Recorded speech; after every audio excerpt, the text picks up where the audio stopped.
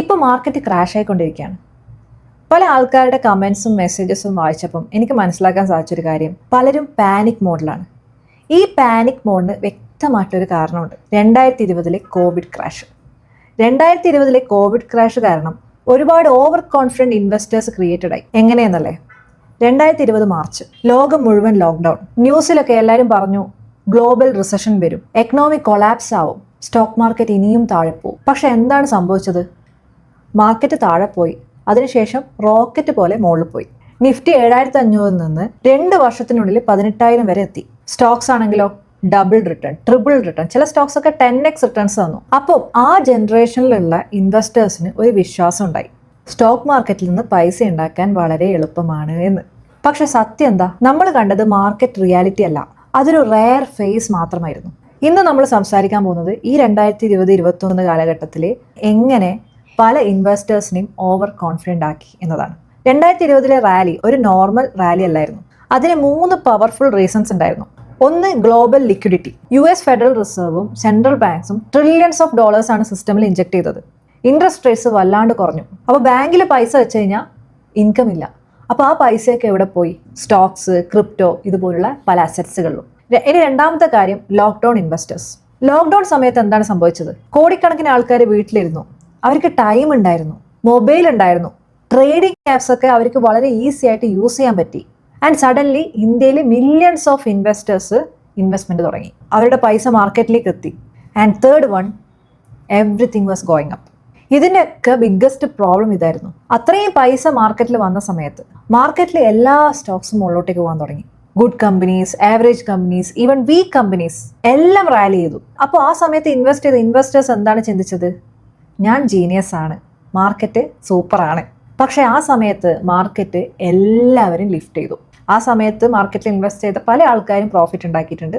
And definitely നമ്മൾ ഈ പൈസ ക്രിയേറ്റ് ചെയ്യുന്ന സമയത്ത് നമുക്കൊരു ഇല്യൂഷൻ ഓഫ് സ്കില്ല് ഡെവലപ്പ് ചെയ്ത് വന്നിട്ടുണ്ടാവും. ഒരു എക്സാമ്പിൾ പറയാം. ഒരു ബിഗിനർ 1 lakh rupees സ്റ്റോക്ക് മാർക്കറ്റിൽ ഇൻവെസ്റ്റ് ചെയ്യുന്നു. ആ ടൈമിൽ 3 മാസം കഴിയുമ്പോൾ ആ 1 ലക്ഷം രൂപ ഒരു 1.6 lakhs രൂപയായെന്ന് വിചാരിക്കും. ആൻഡ് ഡെഫിനറ്റ്ലി പല സ്റ്റോക്സിൽ ആ നേരം ഇൻവെസ്റ്റ് ചെയ്തിട്ടുണ്ടെങ്കിൽ ഡെഫിനറ്റ്ലി 1.6 lakhs ഒക്കെ ആവറേജ് കിട്ടുമായിരുന്നു. അപ്പോൾ ഇത്രയും പ്രോഫിറ്റ് ചുരുങ്ങിയ കാലയളവിൽ 3 മാസത്തിനുള്ളിലൊക്കെ നമുക്ക് കാണാൻ സാധിക്കുമ്പോൾ നമ്മുടെ ബ്രെയിൻ പറയും, എന്ത് പറയും? ഞാൻ മാർക്കറ്റ് മനസ്സിലാക്കി. ബട്ട് സത്യം എന്താണ്? മാർക്കറ്റ് റാലി ടൈമിൽ എല്ലാവരും പ്രോഫിറ്റ് ഉണ്ടാക്കി. നിങ്ങൾ കേട്ടിട്ടുണ്ടോ, when the tide rises every boat floats? അതായത് ബുൾ മാർക്കറ്റിൽ എല്ലാ ഇൻവെസ്റ്റേഴ്സും പൈസ ഇടുന്ന സമയത്ത് അവർക്ക് പ്രോഫിറ്റ് കിട്ടും. അപ്പോൾ അവരൊരു ജീനിയസ് പോലെ അവർക്ക് തന്നെ തോന്നും. ഇനി ഇതിനൊക്കെ പുറമെ എരുതിയിൽ എണ്ണ ഒഴിക്കുന്നത് പോലെ സോഷ്യൽ മീഡിയയും ആ സമയത്ത് സജീവമായിരുന്നു. 2020-21 കാലഘട്ടത്തിൽ സോഷ്യൽ മീഡിയയിൽ ഇൻസ്റ്റാഗ്രാം ആയിക്കോട്ടെ, യൂട്യൂബ് ആയിക്കോട്ടെ, ഫേസ്ബുക്ക് ആയിക്കോട്ടെ, ഇതിലൊക്കെ സ്റ്റോക്ക് മാർക്കറ്റ് റിലേറ്റഡ് കണ്ടന്റ് കാരണം ഫുള്ളായി. നമ്മൾ ഡെയിലി കാണുന്നത് എന്താണ്? ഞാൻ 5 ലക്ഷം പ്രോഫിറ്റ് ഉണ്ടാക്കി, എൻ്റെ പൈസ ഡബിളായി, ഞാൻ 1 ലക്ഷം 10 കോടിയാക്കി, ഇതാ എൻ്റെ 1 crore പോർട്ട്ഫോളിയോ, ഇതാ. എല്ലാവരും കോടികൾ ഉണ്ടാക്കുന്നു. അപ്പം നമ്മൾ എന്താ ഓട്ടോമാറ്റിക്കലി നിൽക്കുന്നത്? എല്ലാവരും പൈസ ഉണ്ടാക്കുന്നുണ്ട്, അപ്പം എനിക്കും പൈസ ഉണ്ടാക്കണം അല്ലേ? അപ്പം ഞാനും പൈസ ഇടും, ഞാനും പൈസ ഉണ്ടാക്കും. ഇതൊരു കമ്പാരിസൺ ട്രാപ്പാണ്. ആൻഡ് ഫൈനലി എന്താ സംഭവിച്ചേ? പൈസ ഇട്ടു, നമ്മൾ ആ സമയത്ത് പൈസ കിട്ടി, പ്രോഫിറ്റ്സ് കിട്ടി. അപ്പോൾ എന്ത് സംഭവിച്ചു? ഞാൻ ആദ്യം പറഞ്ഞ ഓവർ കോൺഫിഡൻസ് ബിഗിൻസ്. അവിടെ നമ്മൾ ഓവർ കോൺഫിഡൻ്റ് ആയി. നമ്മൾക്ക് പ്രോഫിറ്റ് കിട്ടുന്ന സമയത്ത് നമ്മുടെ ബ്രെയിൻ ഡോപ്പമിൻ റിലീസ് ചെയ്യും. നിങ്ങൾ ശ്രദ്ധിച്ചിട്ടുണ്ടോ? നിങ്ങൾ മാർക്കറ്റിൽ ഇൻവെസ്റ്റ് ചെയ്യുന്ന ആൾക്കാരാണ്, ഡെഫിനറ്റ്ലി നിങ്ങളത് ഫീൽ ചെയ്യും. നിങ്ങൾക്ക് പ്രോഫിറ്റ് കിട്ടുമ്പോൾ ഭയങ്കര ഒരു എന്താ പറയുക, ഹാപ്പിനെസ് ഫീൽ ചെയ്യും. അതിങ്ങനെ കണ്ടുകൊണ്ടിരിക്കണം, നിങ്ങൾക്ക് അതങ്ങനെ കിട്ടിക്കൊണ്ടിരിക്കണം. അപ്പോൾ ഈ ഒരു സ്വഭാവം കാരണം നമ്മൾക്ക് പല ചേഞ്ചസ് വരും. ആദ്യം എന്താ സംഭവിക്കുക? നമ്മൾ കുറച്ച് പൈസ ഇടും, പ്രോഫിറ്റ് കിട്ടി. അടുത്ത സ്റ്റെപ്പ് എന്താ? നേരത്തെ ഇട്ടതിനേക്കാളും കൂടുതൽ പൈസ ഇടണം, അപ്പോഴല്ലേ കൂടുതൽ പ്രോഫിറ്റ് കിട്ടുള്ളൂ. അങ്ങനെ കൂടുതൽ പൈസ ഇടാൻ തുടങ്ങി. കുറച്ച് കഴിയുമ്പോൾ എന്താ സംഭവിക്കുക? ട്രേഡ് ചെയ്യാം. ട്രേഡ് ചെയ്ത് കഴിഞ്ഞാൽ പെട്ടെന്ന് പൈസ കിട്ടുമല്ലോ. അങ്ങനെ ട്രേഡ് ചെയ്യാൻ തുടങ്ങും. കുറച്ച് കഴിയുമ്പോൾ എന്ത് ചെയ്യും? ഓപ്ഷൻ ട്രേഡിങ് ചെയ്യാൻ തുടങ്ങും. അങ്ങനെ ഫൈനലി എന്ത് സംഭവിക്കും? വലിയ റിസ്കുകൾ നമ്മൾ എടുക്കും. വലിയ റിസ്ക് എടുക്കുമ്പോൾ എന്ത് സംഭവിക്കും? പല ആൾക്കാരും അനുഭവിച്ച കാര്യമായിരിക്കും, നഷ്ടങ്ങൾ വരും. അപ്പോൾ ഈ നഷ്ടങ്ങൾ വരുമ്പോൾ മൈൻഡ് നമ്മളോട് പറയും, നോ ഐ കാൺ ലൂസ്, ചെയ്തോണ്ടിരിക്കും, നമുക്ക് ഇപ്പോൾ കിട്ടും, ഇനിയും കിട്ടും. പക്ഷെ നമ്മൾ മനസ്സിലാക്കേണ്ട ഒരു കാര്യം, മാർക്കറ്റ് കുറച്ച് കഴിഞ്ഞാൽ നമ്മളെ ഒരു പാഠം പഠിപ്പിക്കും. ഇനി ഇപ്പോഴെന്താണ് ഈ ഓവർ കോൺഫിഡൻ്റ് ആയിട്ടുള്ള ഇൻവെസ്റ്റേഴ്സിന് സംഭവിക്കുന്നത്?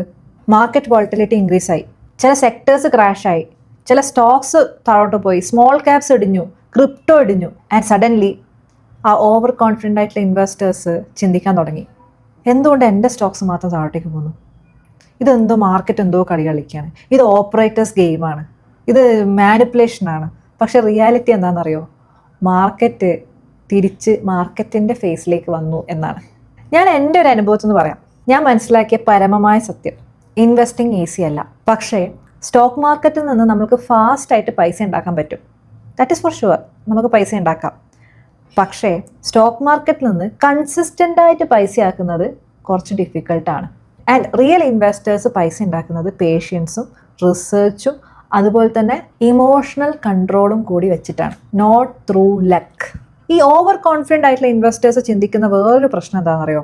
മാർക്കറ്റ് നമ്മൾക്ക് പ്രോഫിറ്റ് തരുമ്പോൾ അവർ ചിന്തിക്കും, ഐ ആം സ്മാർട്ട്, ഞാൻ ഭയങ്കര സംഭവമാണ്, ഞാൻ സ്റ്റോക്ക് മാർക്കറ്റിൽ നിന്ന് പൈസ ഉണ്ടാക്കുകയാണ്.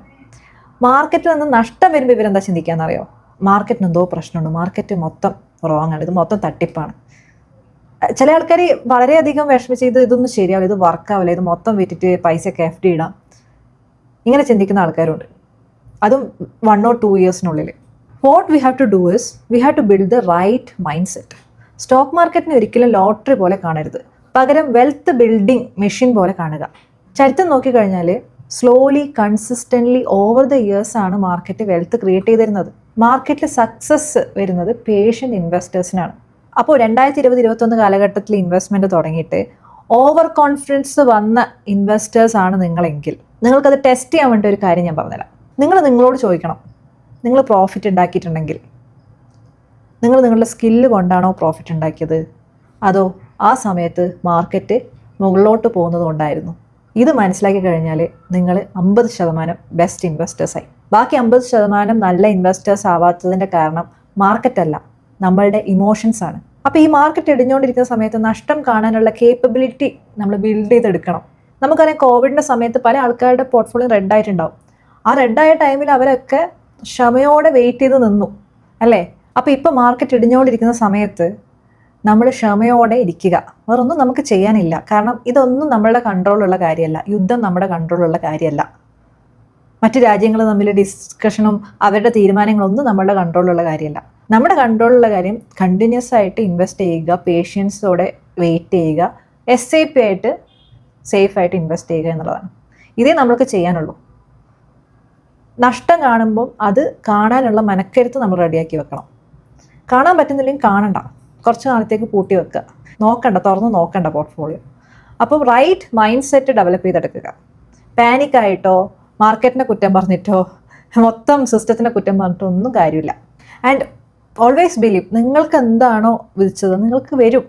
ഇങ്ങനെ ധൃതി കൂട്ടേണ്ട ആവശ്യമില്ല. ക്ഷമയോടെ ഇൻവെസ്റ്റ്മെൻറ്റ് തുടരുക. ആൻഡ് നമ്മുടെ ഉള്ളിൽ നിന്ന് ഡെവലപ്പ് ചെയ്ത് വരുമ്പം എല്ലാം ഓട്ടോമാറ്റിക്കലി റെഡി ആയിക്കോളും. ആൻഡ് എപ്പോഴും വിശ്വസിക്കുക, നമ്മൾക്കുള്ളത് നമ്മൾക്ക് കിട്ടും. That's it. അപ്പോൾ ഈ വീഡിയോ നിങ്ങൾക്ക് യൂസ്ഫുൾ ആയെന്ന് വിചാരിക്കുന്നു. നിങ്ങൾ അത്തരം ഓവർ കോൺഫിഡൻ്റ് ആയിട്ടുള്ള ഇൻവെസ്റ്റർ ആണെങ്കിൽ നിങ്ങളുടെ മൈൻഡ് സെറ്റ് ചേഞ്ച് ചെയ്യേണ്ട ടൈമായി. മാർക്കറ്റ് ഇപ്പോൾ നിങ്ങൾക്കത് പഠിപ്പിച്ച് തരുന്നുണ്ടാവും എന്ന് ഞാൻ വിശ്വസിക്കുന്നു. അപ്പോൾ ക്ഷമയോടുകൂടി ഇരിക്കുക, ആ ഒരു റൈറ്റ് മൈൻഡ് സെറ്റ് കൾട്ടിവേറ്റ് ചെയ്തെടുക്കുക. ഈ വീഡിയോ യൂസ്ഫുൾ ആയിട്ടുണ്ടെങ്കിൽ തീർച്ചയായിട്ടും വീഡിയോ ലൈക്ക് ചെയ്യുക, ഷെയർ ചെയ്യുക, പിന്നെ ചാനൽ സബ്സ്ക്രൈബ് ചെയ്യാനും മറക്കരുത്. Take care.